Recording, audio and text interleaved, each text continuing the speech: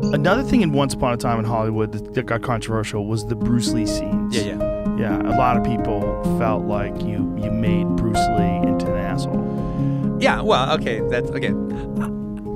I'm a little hesitant to talk about this because I don't want like this to be the only thing, all right, that people pull from this show. But I figured you were going to bring it up especially because I've heard you guys go back and forth on it in a little bit. I mean, where I'm coming from is I can understand his daughter having a problem with it. It's her fucking father, all right? I get that. But anybody else, go suck a dick.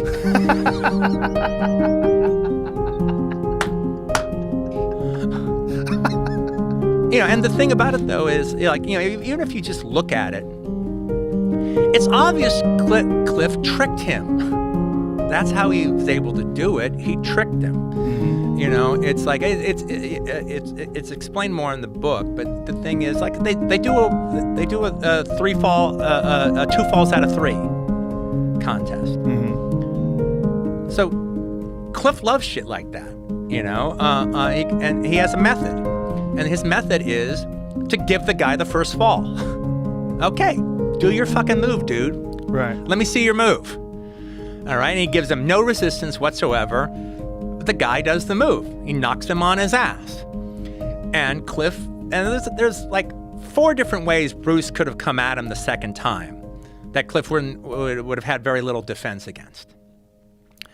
But most of the time, if a guy has a particular move and it looks like the guy's a lunkhead, just a big mouth, who can't really defend himself, they do the second move again. I mean, they do the first move again, the second time. Well, now Cliff knows what it is. So he prepares for it, he pivots, he catches him, he throws his ass into the car. Right. You know, and now the third time will be the charm and he gets broken up. But he just tricked him. And Bruce realized he got tricked. If Cliff hadn't been so vicious, he could have even appreciated it. Do you know about the history of Jean LaBelle? Yeah, of course. Did you research that before? Yeah, well, I've always known it and everything. Right. And like, well, the stuntman hated Bruce. Really? On Green Hornet. No, it's in Matthew Polly's book. And before that, it's always been known. That's why Jean LaBelle was brought on, to teach Bruce respect for American stuntmen. Bruce had nothing but disrespect for stuntmen. Really? And he was always hitting them. He was always hitting them with his feet. He was always tagging. It's called tagging. When you hit a stuntman for real. And he was always tagging him with his feet. He was always tagging him with his fist. And they got to be the point where, like, no, I refuse to work with him. Really? And he had nothing but disrespect for American stuntmen. Huh. That's interesting. I wonder what that was about. I wonder what his perspective would have been if somebody asked him to explain it. It's like, they're just not good enough. They're pussies. I want to make it look real. Okay. So he was hitting them to make it look real. Yeah. Yeah. But they don't like that. No. That's unprofessional. Well, that is unprofessional, but that's been done before in a bunch of movies by people that people say are assholes. Yeah, and